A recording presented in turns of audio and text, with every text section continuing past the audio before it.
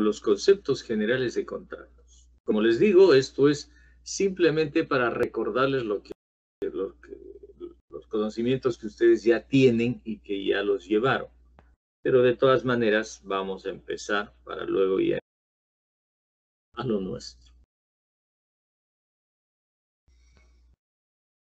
El contrato es una convención, ¿no? Una convención por la cual una o más personas se obligan hacia otra o a otras, ¿no? O varias más, a dar, a hacer o no hacer alguna cosa.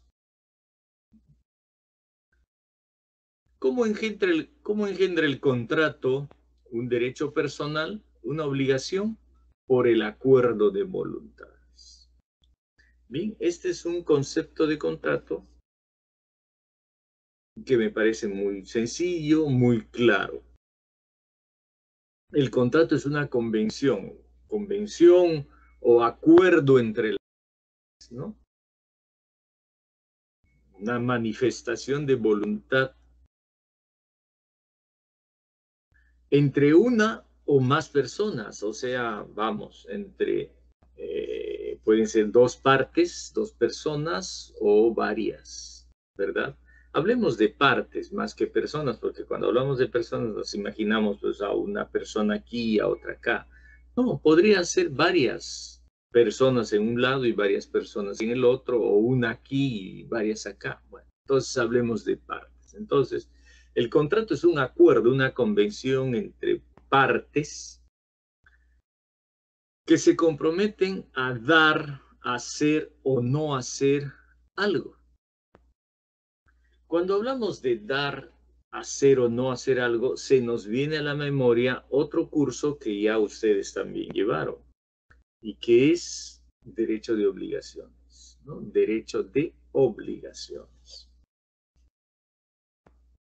Cuando ustedes llevaron el curso de obligaciones, ¿no? Aprendieron que en nuestra legislación existen tres tipos de prestaciones o tres clases de prestaciones, si quieren llamarle así. Prestaciones de dar, prestaciones de hacer y prestaciones de no hacer.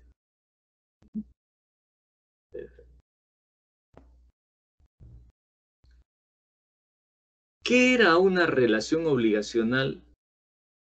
Una relación obligacional era aquella relación de dos partes que tenían unos nombres concretos. ¿Cuáles eran? El deudor y el acreedor. Entre el deudor y el acreedor se generaba una relación obligacional por la cual el deudor se obligaba a realizar una prestación en beneficio y en interés del acreedor. Y el acreedor, a su vez, una vez que se encontraba satisfecho, el acreedor retribuía con una contraprestación. Ese era el feedback, ese era el círculo virtuoso de una relación obligacional. ¿Se están acordando, verdad? Simplemente les estoy recordando lo que ustedes ya sabían. Pero es bueno recordar. Y esto tiene que ver con nuestro curso, contratos, pues porque esta relación obligacional genera un contrato. Entonces, recapitulando, el deudor tenía que cumplir una prestación en provecho del acreedor. Esa prestación podía ser una prestación de dar, de hacer o de no hacer. Voy a dar ejemplos, no se preocupen. No se preocupen, voy a dar ejemplos. Entonces, el deudor, ¿no?, realizaba la prestación que se había comprometido a hacer en beneficio del acreedor. Y si el acreedor se encontraba satisfecho después de la actuación del deudor, retribuía con una contraprestación. No con otra prestación, no, con una contraprestación. Prestación, contraprestación. Prestación que podía ser de dar, de hacer o de no hacer. Vamos a poner los ejemplos para que se entienda y definitivamente ustedes recuerdan lo que les han enseñado sus profesores. Una prestación de dar se da cuando el ejemplo clásico es una compra-venta, ¿verdad?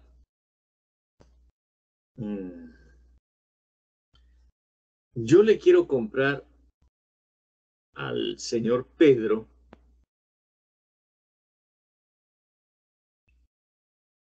un código civil. Ahí está, un código civil. Voy a comprar a Pedro un código civil.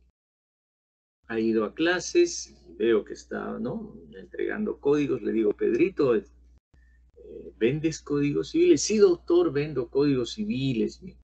Mi papá tiene una librería ¿no?, especializada en derecho, en libros de derecho, y como varios de mis compañeros me han pedido códigos civiles, les estoy vendiendo buenos códigos a un buen precio. A ver, Pedrito, muéstrame, y me muestra pues el código, ¿no? Lo veo. Oye, sí está bien, actualizado, ¿no? Concordado, humillado, qué bueno. Y además de eso también está cosido, ¿no? Hay que tener en cuenta eso, porque como uno manipula mucho un código, si las hojas no están cosidas, se salen. Entonces le digo, Pedrito, ¿y cuánto estás vendiendo el código? 30 soles, doctor. 30 soles. Muy bien, un buen código, un precio asequible, excelente. Muy bien, quiero comprarte un código, Pedro. Ya, doctor, me dice, pero lamentablemente los que ya he traído los he entregado a mis compañeros que me pidieron la clase pasada. Pero yo le puedo traer a usted un código este lunes que viene, que tenemos clases. Ya, excelente, Pedrito. Entonces, este lunes me traes el código, ¿sí? Y yo, bueno, si podría darme usted ahora el 50%. Si no el lunes. No te preocupes, Pedrito, te doy el 50%. 15 soles ahora y el lunes que me traigas te doy los otros 15. Muy bien, profesor, excelente. Celebramos un contrato de compraventa con prestación de dar. Con prestación de dar. ¿Quién es el que tiene que dar? Pedro. Ahora voy a explicar eso también. No se preocupen porque yo sé que están pensando, pero usted también tiene que dar, doctor. No. Vamos por partes. Acuérdense de lo que les han enseñado. Pero déjenme terminar el ejemplo y les voy a explicar eso. Entonces, bueno, realizamos el contrato con Pedrito. Este es un contrato verbal. El lunes en clase aparece Pedro. Doctor, le he traído su código. A ver, y me da un código embolsadito. A ver, lo saco de la bolsa, lo miro, compruebo si está efectivamente actualizado. Eso lo comprobamos pues, los abogados porque sabemos cuáles son los códigos, los artículos que han cambiado. Pero todo está en orden, todo está muy bien. Excelente, Pedrito, sí, muy bien, me gusta. Ya, entonces te tengo que dar los otros 15 soles que debía. Y le doy los 15, me quedo con el código.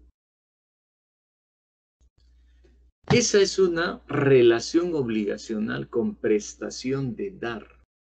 Prestación de dar. ¿Por qué? Porque Pedro me tiene que dar el objeto. Un objeto que es física y jurídicamente posible. No se olviden de eso. Y una vez que yo estoy satisfecho, porque primero he revisado el código, he visto que sí realmente está actualizado, que está muy bien, no hay páginas que faltan, que lo reviso y estoy satisfecho, entonces retribuyo con la contraprestación, en este caso con los 15 soles que faltaban. Y se produce el círculo virtuoso, el feedback. El deudor cumple con la prestación de dar, deja satisfecho al acreedor, muy bien, todo está en orden, y luego el acreedor retribuye con la contraprestación. Así de simple. Obligación de dar. ¿Se dan cuenta? Ahora, mucha gente dice, en ese tipo de obligación existen dos deudores. El deudor que tiene que entregar el bien y el deudor, cuando le entregan el bien al acreedor, se convierte en deudor. No, así no es. Esta es una relación de obligación, donde hay un deudor y un acreedor. No es que se mutan los papeles, este era deudor y luego ahora este es otro deudor. No, no, no. Sigue siendo deudor acreedor. Si me entrega el libro y yo estoy satisfecho, retribuyo con la contraprestación acordada en el contrato. No se olviden, es el mismo contrato, son las mismas partes, deudor y acreedor. Solo que el deudor tiene que cumplir con la prestación de dar, y si el acreedor está, ¿no? Está bien, correcto, retribuye con la contraprestación, que es el pago, por supuesto. Pues no es que se haya convertido en deudor, ¿no? Sigue siendo acreedor, pero retribuyendo con la contraprestación. Eso tienen que tener en cuenta, porque eso de que no, que en un momento es deudor y que en otro momento es acreedor y luego deudor, no, no. Estamos hablando de una misma relación de obligación y cada parte tiene su obligación y su derecho. El deudor tiene la obligación de entregar el bien y el derecho, si es que todo está correcto, de recibir la contraprestación.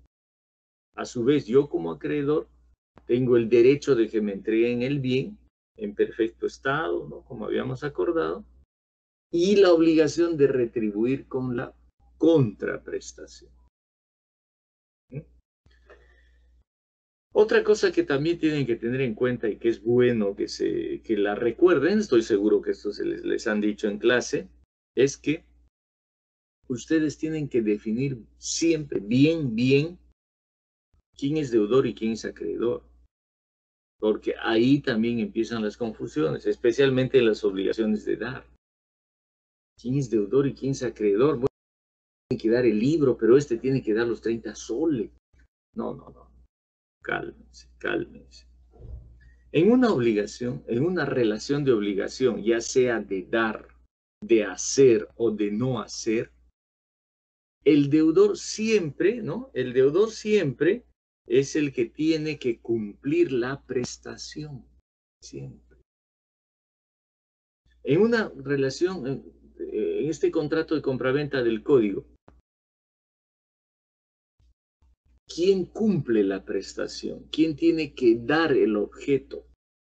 El objeto de la compraventa es el libro, no se olviden.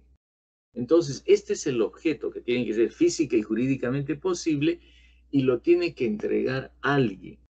Y en ese ejemplo que yo les estoy poniendo, ¿quién tiene que entregar el libro? ¿Yo o Pedro? Pedro, pues Pedro es el que vende, el que trae libros de la librería de su papá. Y el objeto es el libro, no es el dinero. Entonces, no es que yo me convierta en deudor después de que me ha dado el libro, no, sino que simplemente tengo que cumplir la obligación a la que me he comprometido. Yo como acreedor, me das un libro que cumple todos los requisitos, que está muy bien, me siento satisfecho, te retribuyo con el pago. Pero sigo siendo acreedor cumpliendo mi obligación en esta relación de obligación, en este contrato de compraventa. ¿Se dan cuenta? No confundan. En una relación de obligación siempre hay un deudor y siempre hay un acreedor. ¿Quién es el deudor? El deudor es el que cumple la prestación. En el caso de la compraventa, ¿quién es el que tiene que cumplir la prestación de dar el objeto? ¿Quién? Pedro. Ese es el deudor. Yo soy el acreedor.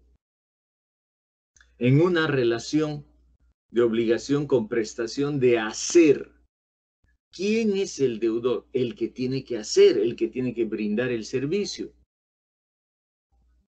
Y en una relación o de obligación de no hacer, ¿quién es el deudor? El que tiene que cumplir con la prestación de abstención, de no hacer. Vamos a poner el ejemplo, no se preocupen. Pero esto es necesario que lo tengan claro, porque si ustedes confunden los personajes de la trama, uno, que el derecho de obligaciones se les va a hacer horrible. Por eso dicen que el curso de derecho de obligaciones es el más difícil del derecho, de todo el derecho. Y no desde ahorita, viene desde el derecho romano.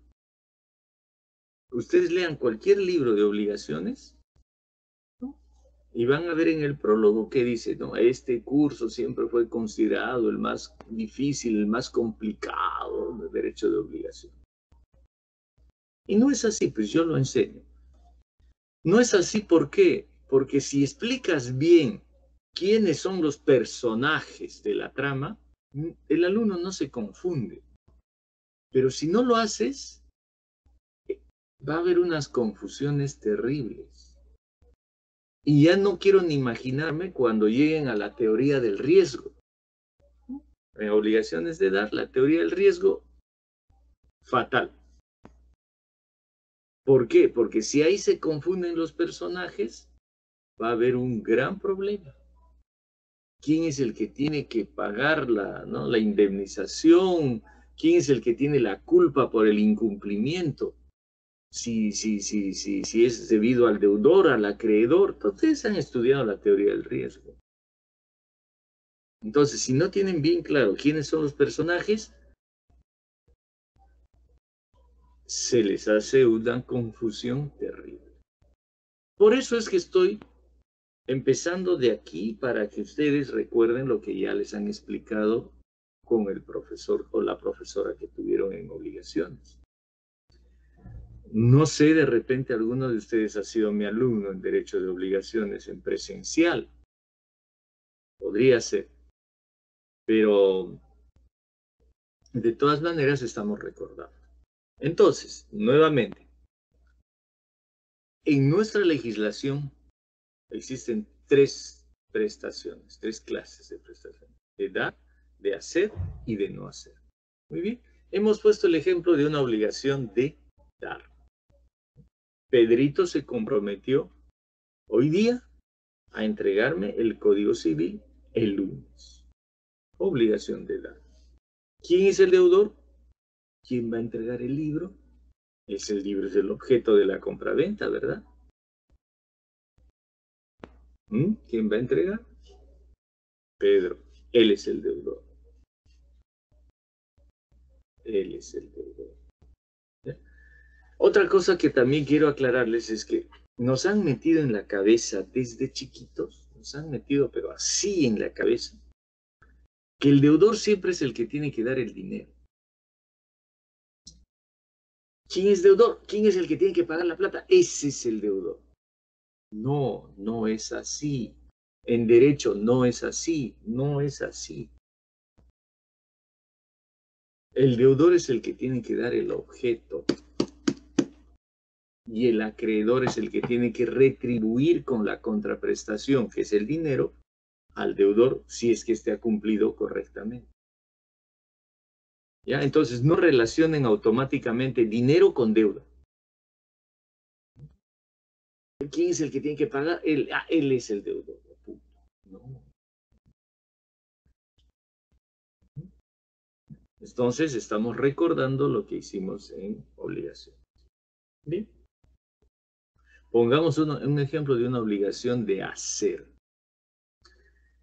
Cuando hablamos de obligaciones de hacer, estamos hablando de obligaciones que tienen que ver con un servicio.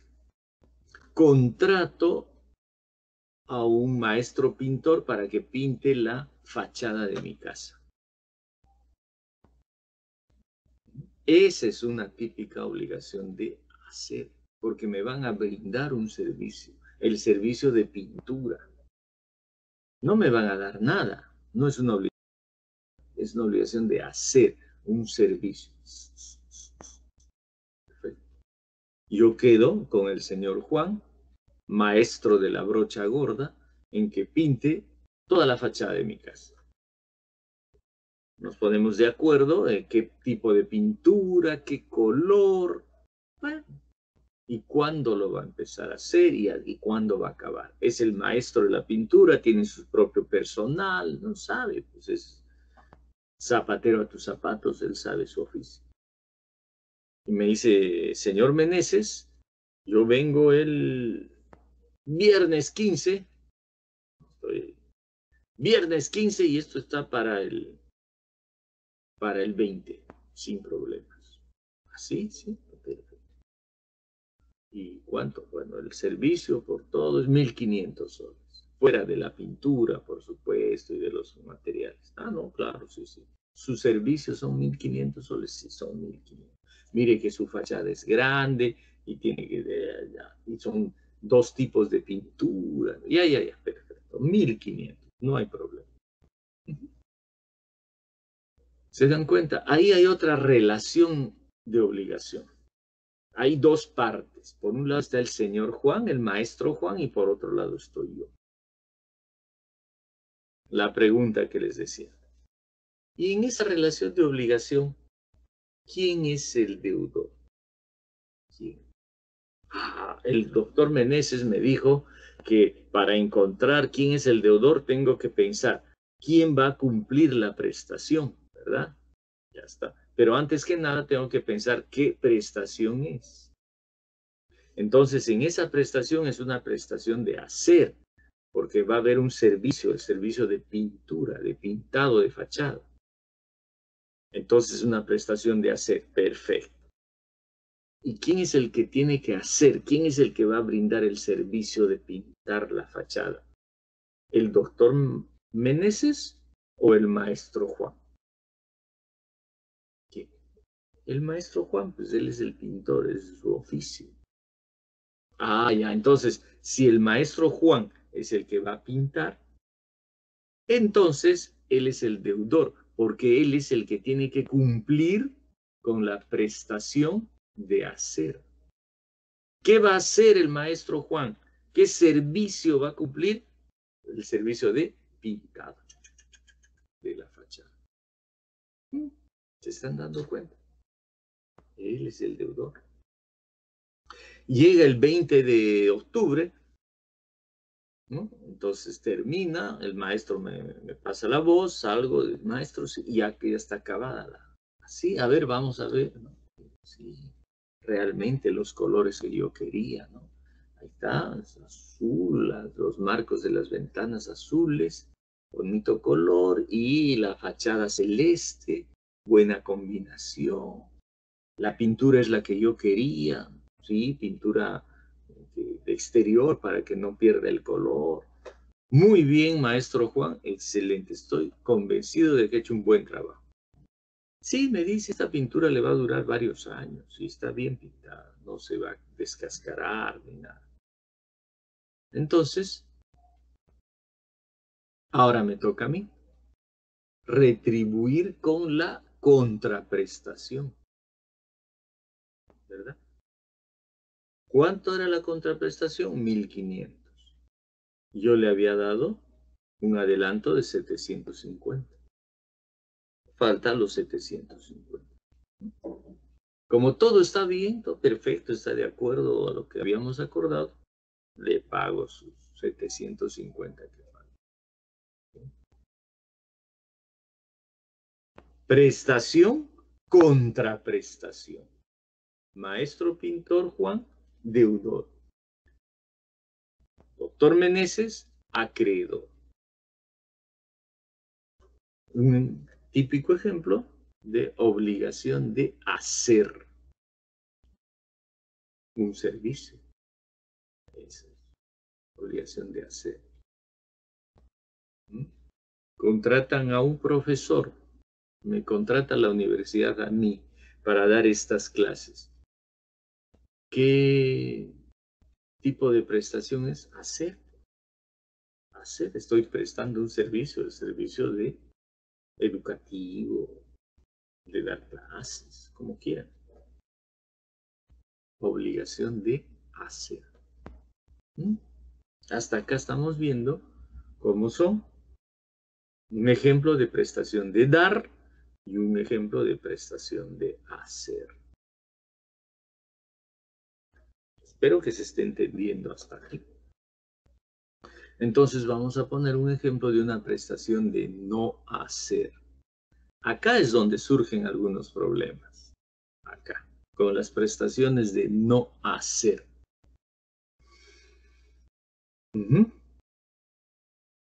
La prestación de no hacer es una abstención.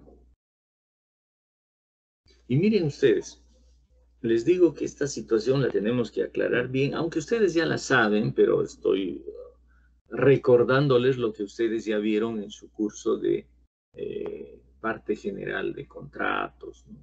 Contratos 1, no sé cómo se llama ahora, pero ustedes ya la vieron, ¿no?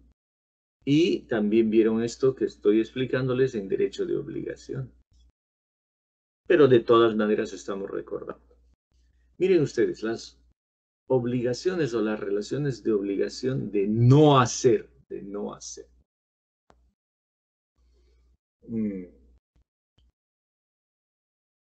Cuando daba yo las clases en maestría, ¿no? Mucho tiempo di clases de maestría en Derecho Civil, acá y en provincias. Y me tocaba enseñar este punto de obligaciones, ¿no? O sea, se supone pues, que ya mis alumnos de maestría, todos eran abogados y abogadas, ¿no? Digamos, el más jovencito o el más recién egresado era bachiller, por lo menos, ¿no? Porque para llevar maestría tienes que ser por lo menos bachiller. Pero la mayor parte ya son abogados y abogadas en ejercicio. O sea, ya han llevado la carrera. Es más, están trabajando en la carrera. Pero yo les preguntaba, a ver, por favor, doctora, o por favor, doctor, bueno, ahí nos doctoreamos todos. ¿Podría darme un ejemplo de una obligación de no hacer? Sí, claro, ¿cómo no, doctor? Sí, en este instante. Y me daban un ejemplo similar a este, parecido. Contrato a un pintor para que pinte mi fachada, un ejemplo. Siguiendo el ejemplo anterior. Contrato a un pintor para que pinte mi fachada. Muy bien. Quedamos, nos ponemos de acuerdo, qué colores, cuánto, perfecto. Y no cumple, no hace. Por lo tanto, esa obligación, que era una obligación de hacer, se convierte en una obligación de no hacer.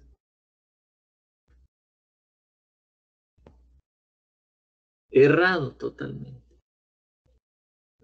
Contrato a una modista, me dijo una doctora, para que me haga mi vestido para el matrimonio.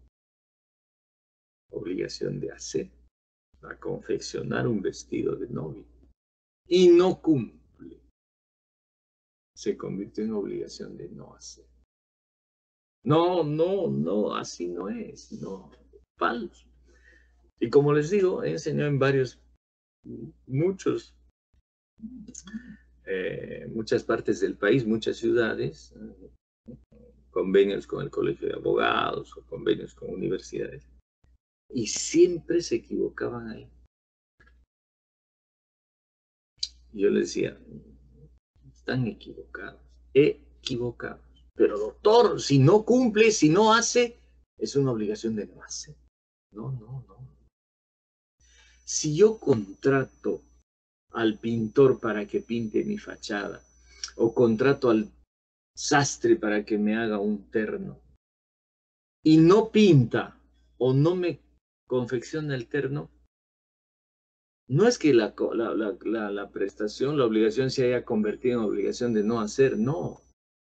Sigue siendo obligación de hacer, pero incumplida. Ahí entra el incumplimiento de la obligación. Si yo espero a que venga el sábado el pintor a empezar a pintar mi fachada y no viene el sábado, no aparece el domingo, no viene el lunes.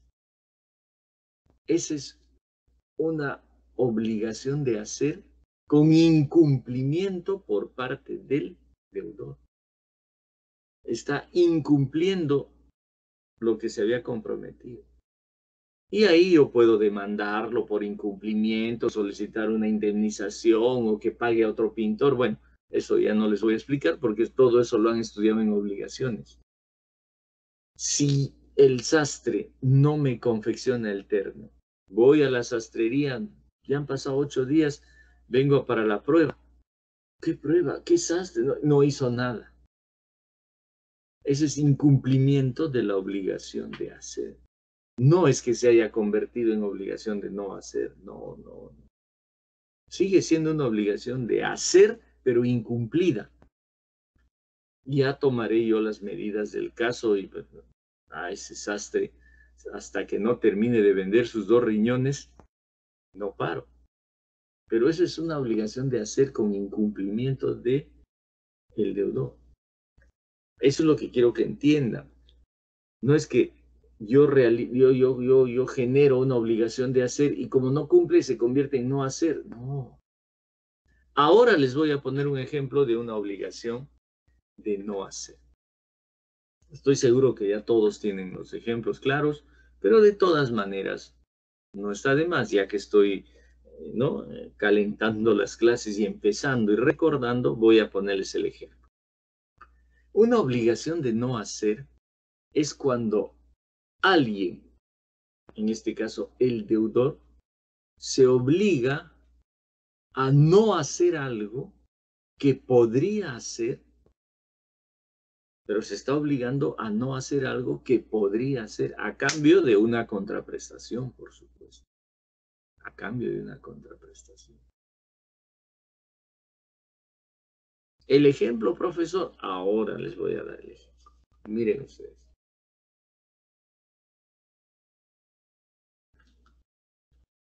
Yo tengo mi casa,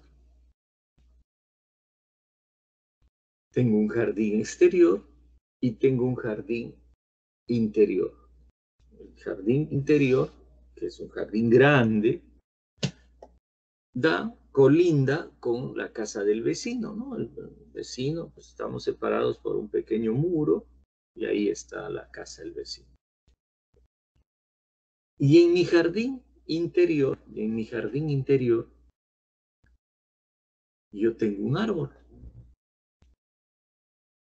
Lo plantamos hace mucho tiempo ya cuando compramos la casa, en medio del jardín, ¿no? Todo lo demás es césped verdecito y al medio está el árbol. Un árbol no muy grande, pues un árbol que tendrá unos 5 metros de altura más o menos. Pero es bien coposo, así bien redondito, coposo. El tronco, unos 5 metros, 6 metros. Muy bien, ese es mi árbol, está en mi jardín. Pero hay un problema. Se ha convertido ese mi arbolito en una zona residencial para pajaritos. Todos los pajaritos han puesto nidos ahí adentro. El único problema es que a partir de las 4 de la mañana ya están cantando los pajaritos. Chip, chip, chip, chip, chip, chip. Cantan, salen, entran. A las 4 yo estoy recién cogiendo del sueño y me despiertan esos pajaritos. Y peor en primavera, ahora en primavera es una cosa terrible. Felices cantan como no piensan en los que tenemos sueño. Me molesta. Hasta que un día digo, no, ya no, esto se acaba acá. Voy a cortar ese árbol y punto. Lo corto y llamo pues a la municipalidad para que se lleven el árbol. No, ya no quiero tener ahí a esos miles de pajaritos felices cantando porque me despierto. Así que voy a mi garaje donde tengo mis herramientas, abro la caja correspondiente y saco mi motosierra. Una motosierra chica nomás, ¿no? Esa que para cortar madera, ¿no? Tiene motor. Como en las películas, esas películas de terror donde el malo, no sé cómo se llaman. Bueno, hay un tipo con una máscara y que tiene una motosierra ahí enorme y los persigue a gente que está en el pantano, en un sitio terrible para cortarlos en pedazos. Y ahí son, no sé cómo se llama. Ya. Y yo tengo una igual, pero chiquita, pues no, ¿para qué voy a tener tan grande? Así que saco mi motosierra, camino hacia el jardín, me paro debajo del árbol y digo, tus días están contados. Así que empiezo a prender la motosierra. Nunca aprenden en la primera, no sé si alguna vez han intentado. Y hay que jalar una pita, pues no.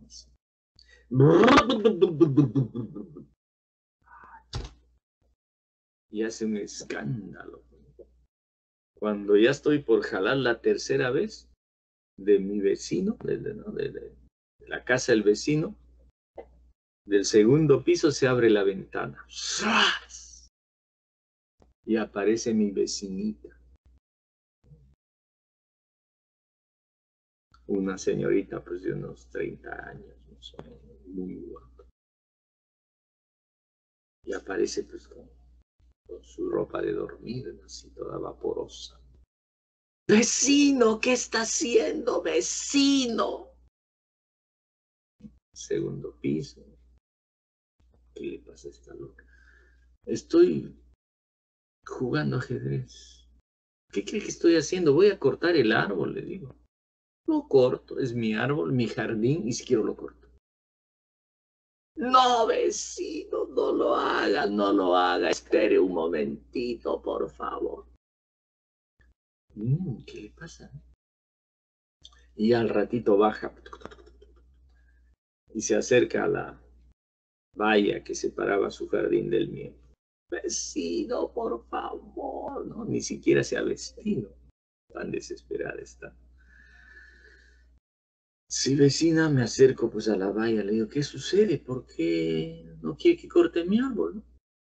No, no, vecino, por favor, no lo haga. ¿Por qué? Es que yo regreso del trabajo, vecino, yo he alquilado este inmueble y regreso del trabajo, yo tengo un trabajo muy estresado, soy una ejecutiva de ventas de una gran empresa. Y hay veces mi trabajo me estresa mucho. Entonces, cuando yo regreso a mi casa, lo que más me gusta es quitarme la ropa, ponerme una ropa cómoda, sentarme en la ventana y ver su árbol, porque el árbol, la copa del árbol, así redondita, coposa, está más o menos a la altura de la ventana del segundo piso. No les digo que mide más o menos 5 metros el árbol. Entonces mi vecina me dice, yo me siento en la, ¿no? Abro la ventana y veo cómo los pajaritos vienen, entran, los nidos de los pichoncitos que están, chip, chip, chip, chip, los huevitos, todo eso me relaja. Me siento ahí una hora, hora y media, y se me baja la tensión. Me relaja mucho ver la naturaleza y la vida de la naturaleza. Ah, le digo, la relaja, sí.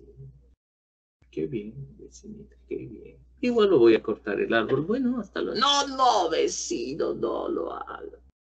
Yo todavía me voy a quedar 2 años más, dice, el 2020 y el 2021, suponiendo que no hay pandemia. Y estamos recién terminando el 2019. Yo me voy a quedar todavía 2 años más alquilando este inmueble, me dice. Y después me van a cambiar a Buenos Aires, ¿no? A la central de Buenos Aires. Pero todavía voy a vivir estos 2 años acá y todavía voy a alquilar este inmueble. Entonces le propongo algo, me dice. Total, es ejecutiva, negocios. Le propongo algo, me dice. Muy bien, señorita, dígame, ¿qué me propone? Estoy imaginando cosas. Le propongo que si usted no corta el árbol, Si usted no lo corta, yo le pago a usted $200 mensuales. ¿Le parece? $200. Ya, 250. Punto. Ahí que. Usted me da su cuenta y yo le deposito $250 mensuales. Pero si usted no corta el árbol, durante los 2 años que todavía me voy a quedar acá. Después de los 2 años yo ya me voy y si usted quiere corte el árbol, eso ya me tiene sin cuidado. Pero mientras yo esté aquí, quiero ver ese árbol, la vida, los pajaritos. Estaban los pajaritos, este señor. Entonces, ¿qué tal? Esa es mi propuesta. Usted no corte el árbol, se abstiene de cortar el árbol durante los 2 próximos años y yo le voy a pagar puntualmente $250 en su cuenta. ¿Qué tal? Ahí yo lo pienso, digo, $250. Sí, me pondré pues algodones en las orejas y no voy a sentir el ruido de los pajaritos. Ya, muy bien, hagamos contrato. Todo eso tiene que ser por escrito, todo eso por escrito y legalizamos las firmas ante el notario para que luego no haya que no, que yo no le dije, que no era así. No, no, no, no. No se olviden ustedes, señoritas y señores, siempre que hagan un contrato, siempre por escrito, bien redactado, muy clarito y con las firmas legalizadas. Eso es muy importante. De nada sirve hacer un super contrato si no legalizas las firmas. Porque si luego surgen problemas, lo primero que se va a decir es, esa no es mi firma. Y ahí nos metemos en un lío, peritaje grafológico, es un lío. Entonces, un contrato bien hecho, bien redactado, minucioso, los datos, las cifras, todo bien. Y luego legalizamos las firmas. ¿Cuánto vale una legalización? 6 soles, 7 soles. Ya, tienen un notario pituco, 10 soles. Pero no saben los problemas que se van a evitar. Entonces, eso es lo que hago yo con mi vecinita. Muy bien, vecina, vístase y en media hora la espero para ir al notario. Mientras tanto, yo voy redactando el contrato. ¿Le parece? Sí, a vecino, es media hora y me he visto. Me puede ir así si quiere, pero vístase mejor. Redacto bien el contrato donde especifico que yo, Darío Meneses, me obligo a no cortar el árbol. Miren, yo podría cortar porque es mi árbol, está en mi terreno, pero me estoy obligando a no hacerlo. Esa es una prestación de no hacer. Me estoy absteniendo. A cambio, mi vecinita me va a depositar en la cuenta que le voy a dar $250 mensuales. ¿Durante los cuánto tiempo? Durante los 2 próximos años, 2020 y 2021.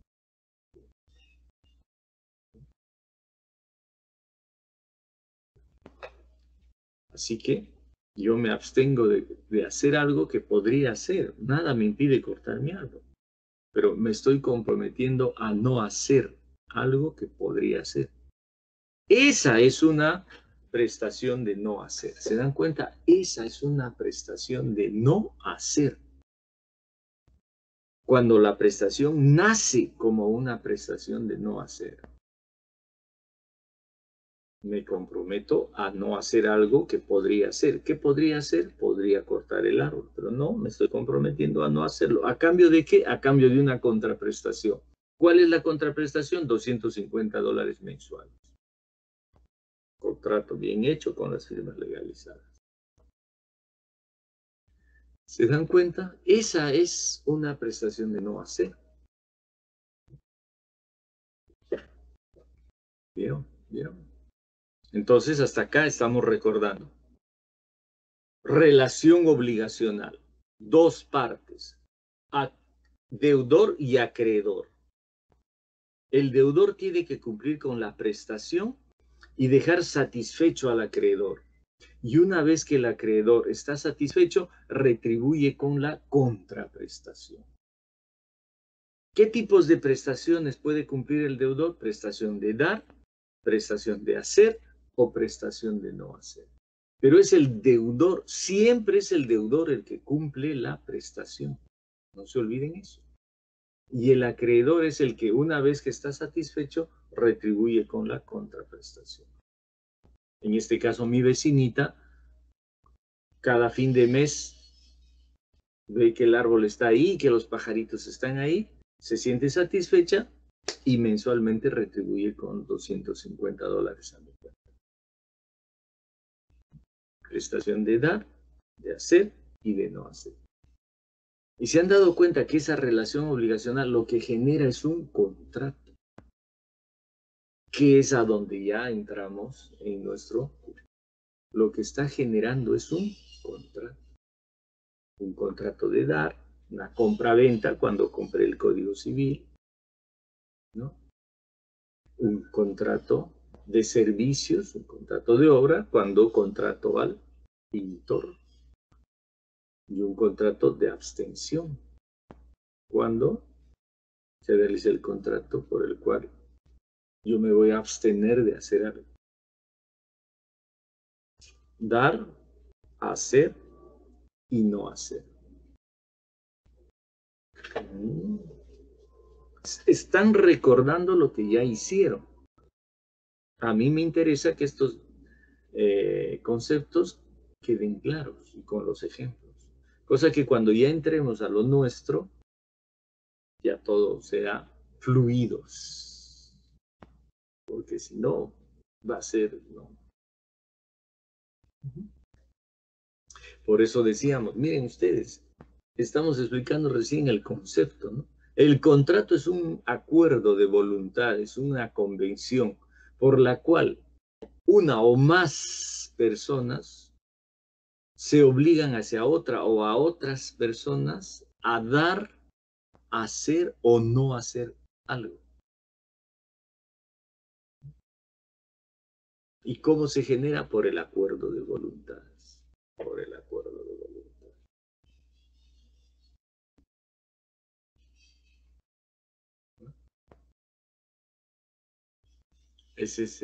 Hasta ahí estamos en el concepto de contrato.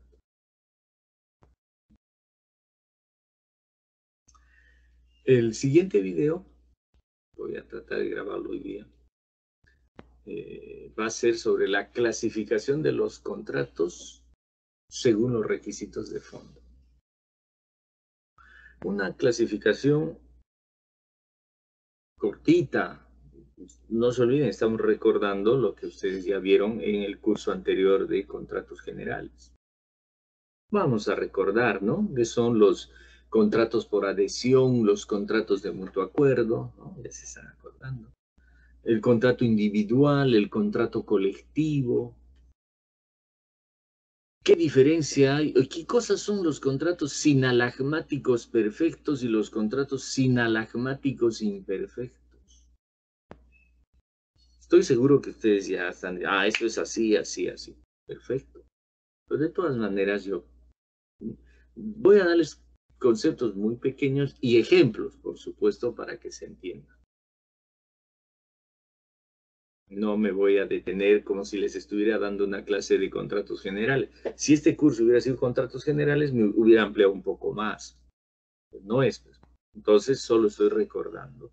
Pero, como les dije, yo de mi parte voy a poner todo para que ustedes entiendan correctamente los conceptos y los ejemplos para entender esos conceptos. Porque si algo queda solo en concepto, en teoría, en definición, y no hay un ejemplo claro, muchas veces no se entiende. ¿No? ¿No les ha pasado? Le pueden decir el concepto de memoria. El acto jurídico es la manifestación de voluntad destinada a crear, regular, modificar o extinguir, ¿no?, relaciones jurídicas. Y para su validez, ¿no?, me lo sé de memoria. Pero si ese concepto no lo traigo a tierra, no pongo un ejemplo clarísimo, entonces no he entendido nada. Pues. Solo me he aprendido de memoria un concepto y no sirve para nada eso, ¿no? ¿Para qué? ¿Para qué me voy a aprender de memoria conceptos o artículos o leyes? No, lo que tenemos que hacer es entender, comprender por qué es eso, qué significa eso. Y la mejor forma de saber si realmente hemos entendido algo es con un ejemplo. Si ese tu concepto, si esa tu definición, la puedes volver un ejemplo claro, entendible, ahí te puedes dar cuenta que has entendido el curso. Pero si solo repites conceptos, definiciones, no, no sirve. Entonces, como vemos, vamos a ver los sinalagmáticos, ¿no? Es un nombre así, pero no, no es nada del otro mundo, lo vamos a estudiar eso, ¿no? Y vamos a continuar con la formación de los contratos, los requisitos de su validez, cuáles son los requisitos, de una forma muy clara, muy chiquita y esquemática, porque todo eso es simplemente lo que ustedes ya vieron en el curso anterior. ¿Ya? Entonces, este es como les dije al comienzo, este es el segundo video del curso de contratos típicos. Todavía no estoy pidiendo trabajos ni nada por el estilo, todo en su momento, todo en su momento. Voy a decir si hay algún trabajo, si tienen que hacer algo, ¿no? Todavía no. ¿Ya? Entonces, me despido de ustedes. No se olviden, soy el profesor Darío Meneses y tengo el gusto de ser vuestro docente en este curso. Espero haberme hecho entender, espero no haberlos aburrido demasiado, pero vamos a ponerle ganas, vamos a ponerle ganas. Estamos pasando por momentos difíciles, pero justamente en estos momentos difíciles es cuando se ve si realmente tenemos las ganas, la fuerza, ¿no?, de poder cumplir nuestro sueño de ser abogado. ¿Ya? Cuando todo está bien, no hay. La cuestión es cuando hay obstáculos, problemas en la familia, en el trabajo, los hijos, los padres. Y aún así persistimos en el estudio, es porque realmente queremos ser abogados y abogadas. Y yo creo que ustedes quieren ser abogados y abogadas. Y no solo ser abogados y abogadas, sino ser excelentes abogados y excelentes abogadas. Muy bien, me despido de ustedes y, como siempre les voy a decir, saludos en casa a toda la familia, por favor. De su profesor Darío Meneses, salúdenlos de mi parte.